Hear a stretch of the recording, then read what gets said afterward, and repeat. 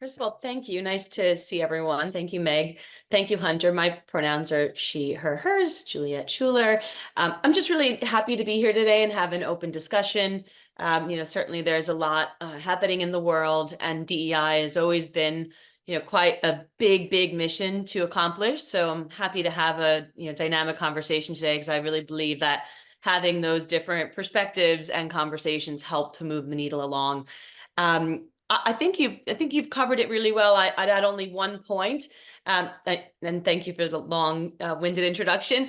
And just to be clear, so I've been on both sides of the business, both the revenue driving side along with the DEI side. So I think that's given me a really, I'll say, a unique perspective because I was able to see both worlds. So I'm hoping I could bring some of that insight here today, because I learned a lot of lessons through that and some of the importance of aligning with business leaders and strategy. So I'm looking forward to our discussion.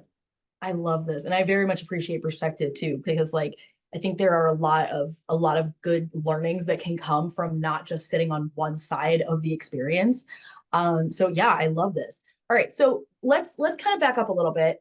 And I want to know a little bit about your journey, what your career has looked like getting here, as well as what it's been like for you to work outside of the US. I'm living in America right now. I'm in Ohio. So absolutely square in the America-centric kind of world.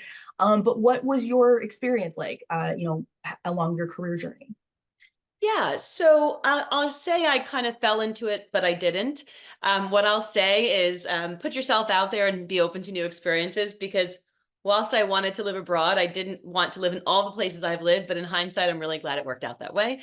And I would say that it also fits really well into where my DEI passion came about because I've always been really interested in different cultures and perspectives and really understanding people in very unique ways because every single one of us is totally unique.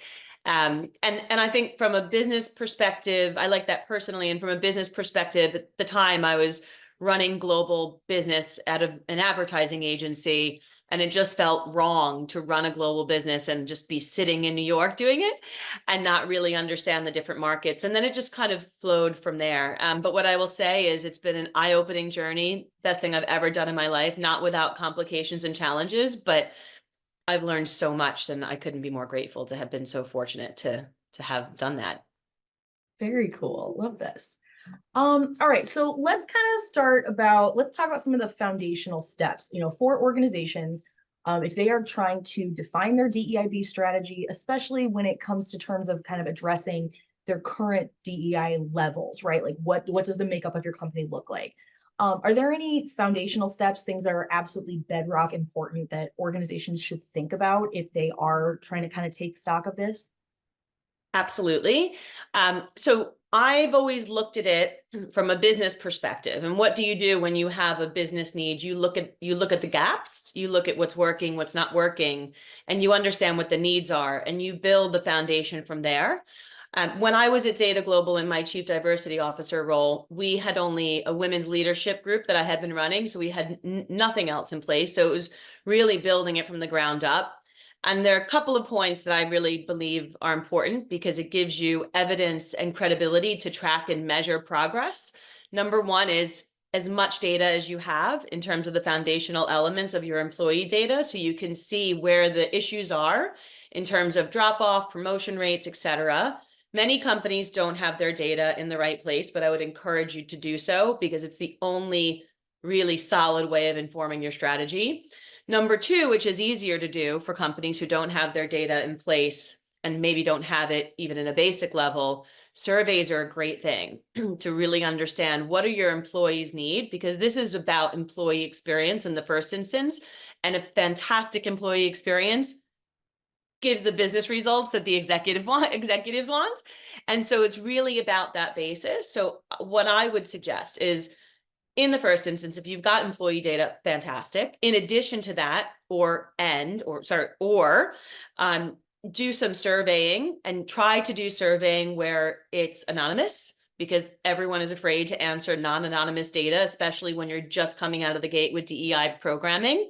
So we need to make sure people are feeling safe to answer the surveys honestly. And the other piece is really linking up with the executive team to understand what their business priorities are and what their temperature is for making change, and where, as much as you can align your DEI strategy to business priorities, you're going to get more executives on board to execute this stuff. Because as a DEI team, you're not executing anything except for internal systems, tools, and changes, but you're not actually taking that out of the organization. And it's the revenue drivers that are doing that. So I think that's really important to be able to ultimately get senior leadership buy-in as well, and, you know, keep the momentum there. I want to highlight something you just said, which is to understand the temperature at which they are prepared for change. Can we talk about that a little bit more? How do you determine this? Because like somebody's saying like, oh yeah, and DEIB is important to us. This is important, and it can be foundationally important. They can be really being honest when they say that, but that's not the same as like how much you're willing to change, right? So how do you kind of dig in there a little bit? Yeah. So what I think is the best thing to do, if you have access, and hopefully if you're someone who's looking to make change at this level, you have access to the senior stakeholders, is I sat down with each person and had a one-on-one interview and really understood, like, okay, so you're on board, but what does that mean to you? Like, what outcomes would you see that driving? Like, how would you try to make those changes? And would you be happy to pilot some of these programs? What are the pain points in your team? Like, try to make it as personal as possible in terms of the people who are like, what do they need to achieve? And what are the blockers? Because that's also how you tie to the business. And then you know how to say, okay, that's you. Then you know how to say, okay, person A, head of operations, has these problems, and actually let's test some of these scenarios while we're deploying some of these DEI strategies.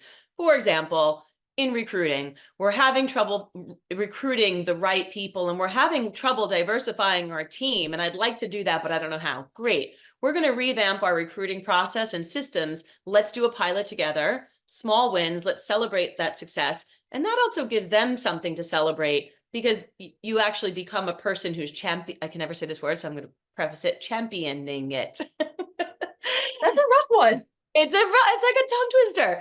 So I think as much as you can do one-on-one, and I mean, the first and foremost thing is the CEO has to be absolutely 100% on board and lead by example. And our CEO at Zeta Global was 100% on board. And otherwise, it's really going to be an uphill battle. So that's your first port of call. And your second is probably your CFO, because he, she, or they are going to control the money to fund what you need to do.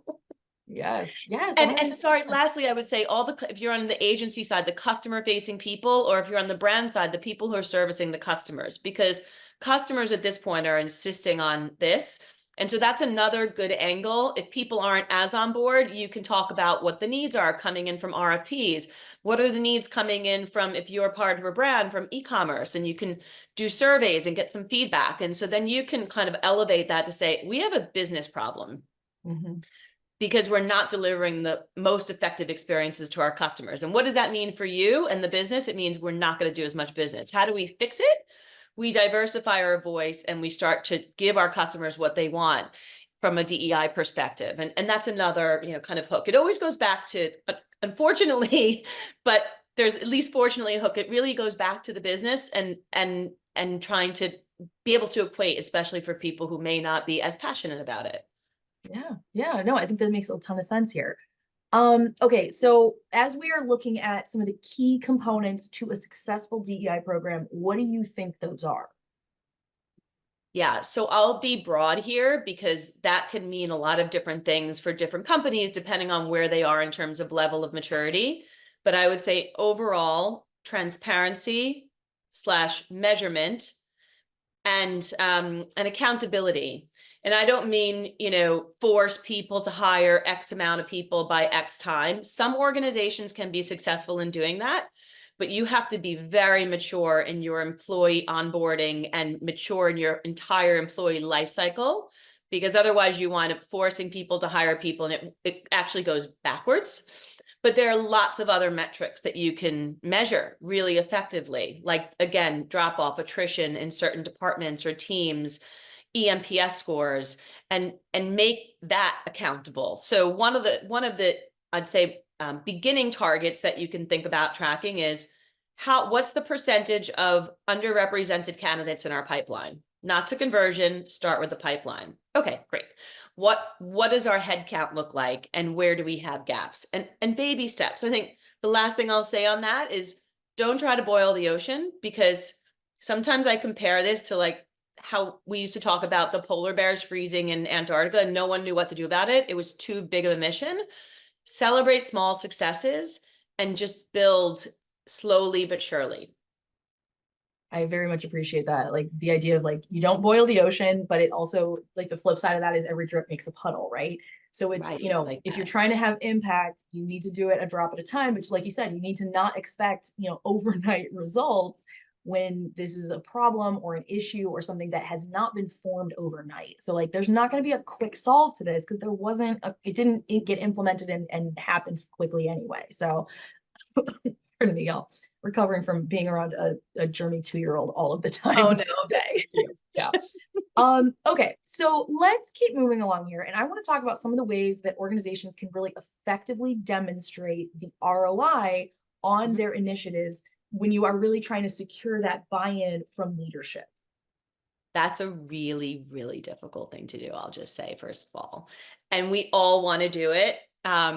What I will say, I'll say a few things. Number one, don't underestimate the power of the EMPS and employee engagement. Going back to one of my original points, engaged and happy people do better and more work. We know all of the stats that more diverse teams perform better. It's very difficult to equate that to revenue specifically, because there are lots of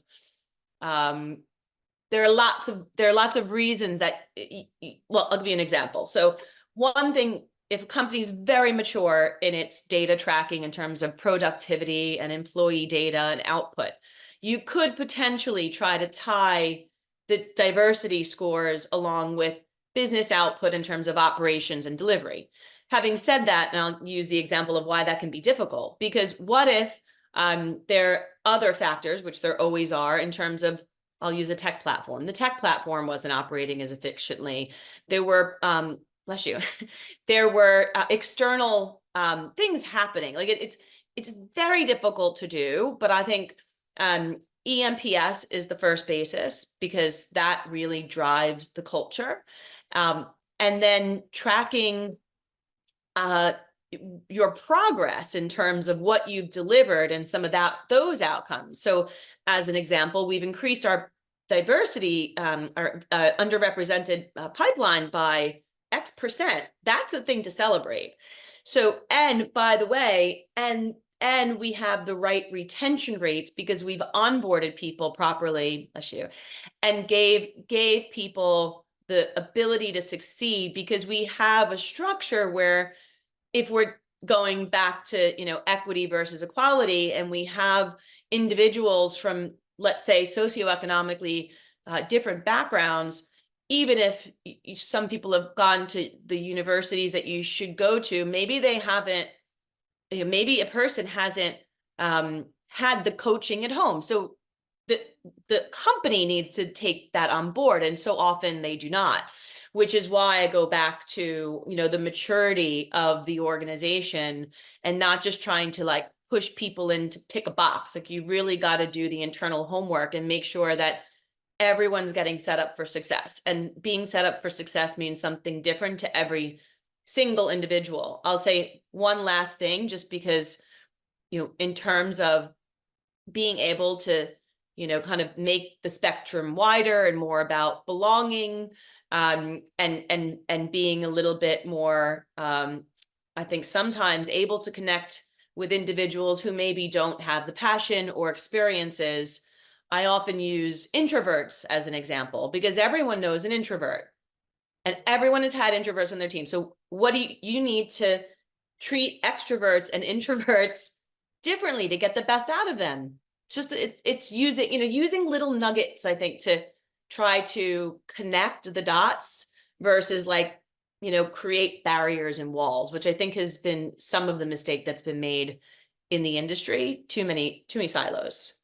Yeah, I would completely agree with that. And it really does kind of point to the fact that if you're having these conversations with people for whom this has not really been something top of mind for them, it kind of goes to the level setting we talked about earlier, right? About like, here's what actually needs to happen. And you're right, there are a ton of factors that go into this. So it's not just, sorry, it's not just as simple as like, You. oh yeah, we added Janet to accounting and now everything's better. And it's like, no, Exactly. it's not a plug and play kind of thing, right? Exactly. Okay. Now, some of the things that we talked about earlier were about kind of like the importance of making sure, like CEO especially, that person needs to be 10 toes down for you, right? That person needs to be a champion of this, even if they are not the smartest person in the room when it comes to this subject, they need to be all in. Now, what are some other ways that you can really get leaders on board if you are trying to make real change within an organization on a DEIB level? Yeah. So I go back to trying to find personal connections of that aha moment. Because if you can, and I'll use the introvert as an example, if you can make a connection with someone's child, someone's friend, someone's colleague that they have a relationship with, and how this applies, and the differences these kinds of initiatives and business priorities can make, then you go from getting someone on board who's on board to someone where they have a connection to it, and now they understand the importance genuinely, not because they've been told to by the CEO. And that takes time and coaching from the DEI team, and honestly, I think personal relationships. There's a lot of, again, alignment. You have to have a lot of influence because, again, you're not holding a P&L that directly drives revenue. So trying to find those stakeholders and connect with them. And I would say two things: prioritize that by those who are most aligned.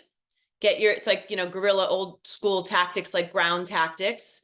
And number two, find those who drive the most revenue, because you're going to get the most impact and then more budget to fund the diversity piece. And this is where like I learned from my business background, like and I don't mean to sound harsh about it, but it's just the way that it works. So leverage what works, and don't try to push up the hill. And I think, sorry, one more thing. I have so many things to say about this. I think that as DEI leaders, unfortunately, like sometimes we've got to take a little bit of the brunt of being the coach in this situation because it's something new.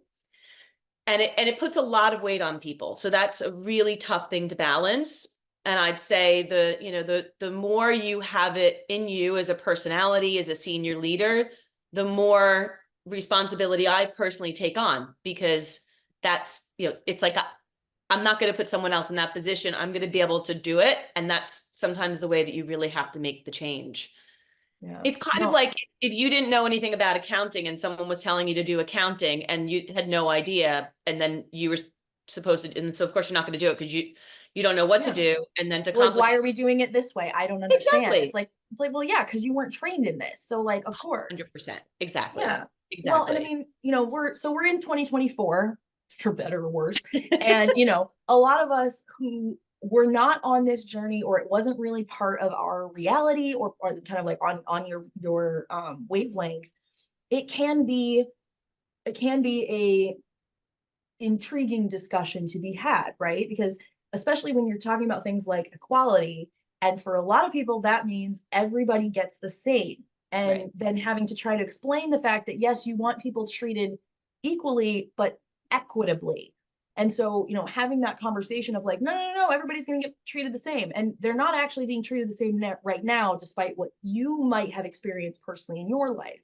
So, you might, even though a lot of us, hopefully more than not, have been introducing themselves to this conversation and kind of growing along this line for, if not longer, fingers crossed, then at least the past 4 years, it is still a conversation that needs to be had with a lot of people. So it's not, even if you think that we've been kind of like, in marinating in this world and in the importance of this topic for 4 years, some people just might not have been. And so I think it really does kind of go to show that like you need to have these conversations on levels that maybe you didn't think you needed to have. But like truly, if you're gonna try and make something matter to someone, you have to speak the language that they understand. So, That's such a good point. I couldn't agree more. And it goes back to like the old saying, meet people where they are. And yes, unfortunately, that's part of the role professionally, because it's our job to educate and lift up. And again, support our teams where some people are not able, don't want to do that. So let's figure out who on the team can do that and divide and conquer based on what's best for everybody. yeah, no, absolutely. And you know what, that is also probably part of the issue too. So how, when you're, just personal question here, when you are having these conversations with, you know, various positions within the company that you're working with, what do you do when you hit that wall? What do you do when you find someone that you can talk till you're blue in the face and they're not gonna buy in? What, you know, how does that change your strategy? How do you kind of plan around that person? In your experience, what does this look like? First of all, I'd say it depends on who it is, because there's always going to be that person, always, and often people. Bless you, poor you need like a water. It depends who it is. If it's the CFO, that's a long journey of working towards that. And probably soliciting some feedback from their team and getting some insight to be able to find that connection. If it's someone in the business who doesn't have as much influence, I would say leave that for later. Focus on the people who are on board. Start what is it, like the momentum, there's another word I can think of, and build the wave. And then eventually that person may or may not come on board. But if you get even 50% of the people, that's a huge amount of impact. So those would be that would be my advice. Thank you for that kind of, you know, offhand conversation or offhand question. No problem. All right, now we've only got a couple minutes left, but what are your views on reporting lines for CDIOs and their teams? And could you break down CDIOs for those of us who don't know the acronym? Yes, of course. CDIO is Chief Diversity and Inclusion Officer. And those acronyms have changed and people have belonging in that, but that's sort of the initial one. So this is also an interesting one. And I think that, again, it depends on the organization and the maturity of, it's not a plug and play, as you say. I've been in a couple of organizations where the chief people officer is completely lock in step with the CEO. In that type of organization, the chief diversity team can report into either, because the chief people officer has the voice and the support of the CEO in everything they do. I've worked in a lot of other organizations where that's not the case, and the chief people officer is trying to get stuff done, again, doesn't drive revenue. So they're trying to fix all employee issues, like sometimes often basic stuff. And so in that scenario, it should be into the chief executive officer with a dotted line lock and sync with the chief people officer, because you need the chief people officer's team to execute a lot of things. But both the chief people officer and the chief diversity officer ideally should report into the CEO so we can get some things done. So it's really about sphere of influence. I like that. I think that's a very good way to look at it, is that sphere of influence. All right, let's kind of shift the conversation here and move into ERGs, employee resource groups. You might have heard them called like employee business groups, employee interest groups, employee affiliation groups. There's all kinds of stuff here. How important do you think ERGs are? I mean, they're like absolutely, like, I mean, I'm like getting the chills. They are the crux of the entire cultural transformation. I mean, absolutely, like one of the first things you do. But what I will say is, don't just run with it. The roles and responsibilities have to be really clear, because in many cases, the ERGs wind up doing way too many things.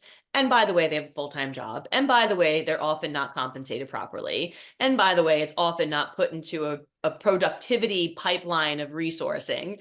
Yeah. And so those roles and responsibilities have to be very clear. And I'd say once you define what that looks like, ideally getting an executive committee aligned to each of those ERGs to support their efforts and promote at the executive level is really helpful. Really, really helpful. Yeah. All right. So if people are interested in, in ERGs and they are getting that buy-in, right? They're like, oh yeah, these are really important. How can ERGs work better together? Either, Yes. with multiple ERGs across an org, or with, the ERG is working with the HR department, or, you know what I mean? Like, so how can this group or these groups function better within an org? I'd say all of the above, but what I will focus on is many ERGs work in silos, which is important to have the safety of that particular group. But don't just work in silos, because silos don't work in any part of the world to get grand momentum. So I would say get your ERGs together as a collective, and you will find commonalities in what people want to change. So if you pick 3 key themes for the year that complements all of the ERGs, and the ERGs can have their own streams of work, but the 3 big things, and you bring those collective groups together, and that's your mission for the year. And the rest is more tactical. And that's how you work as a group. That's how you break down the silos, but you all achieve what you need, and you still have the safe spaces to be able to have those discussions. I absolutely love this. All right. In the last 2 minutes we have, I know we want to do thank yous and all of that. But what do you want people to leave here with today? If they only remember one thing from today's conversation, what do you want that one thing to be? Celebrate every success, no matter how small it is. I'm a little treat person. I get on board with this one. I like this a lot. Truly, I mean, it's hard work. It's yes, hard, and it's a marathon. It's not a yes. sprint, which means like we don't save the refreshment station for the end of the course, because you're gonna die before you get there, right? You have to keep kind of fueling the machine, and celebrating wins is a big, I mean, at least for me, that is a big way I do that. But yeah, I think that's great. I couldn't agree more. Thank you so much for having me. I really Thank appreciate it. you. So much Juliet, this has been fun. wonderful. Yes, absolutely. Apologies for my like just absolute, respiratory, whatever the heck's going on right now. But no, this was a I great, love great your classes conversation. too. Thank you. Fabulous. All right. Well, this has been wonderful. I very much hope we get to talk to you again soon. Me too. But this has been absolutely wonderful. And I'm so grateful that you took time out of your day to be here with us today. So thank you for My so much. pleasure. I really enjoyed it. Thank you. And thanks to everyone. Have a wonderful day, evening, morning, wherever you are. Absolutely.